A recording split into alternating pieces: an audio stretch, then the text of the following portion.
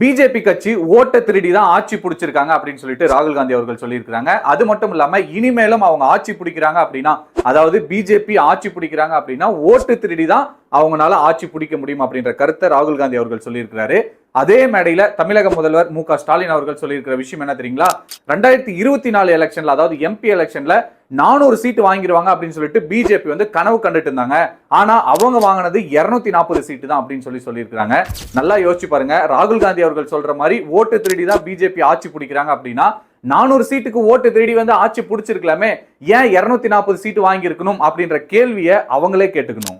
காங்கிரஸ் தொடர்ந்து தோல்வியை மட்டுமே சந்திச்சுட்டு வந்துட்டு இருக்குங்க. இதை எப்படி ஃபேஸ் பண்றதுன்னு தெரியாம ராகுல் காந்தி அவர்கள் பிஜேபியை மட்டும் குறை சொல்றது இல்லாம இந்தியன் ஆர்மியை குறை சொல்லிட்டு இருக்காரு, எலெக்ஷன் கமிஷனை குறை சொல்லிட்டு இருக்காரு, இந்தியன் எக்கனாமியவே குறை சொல்லிட்டு இருக்காரு.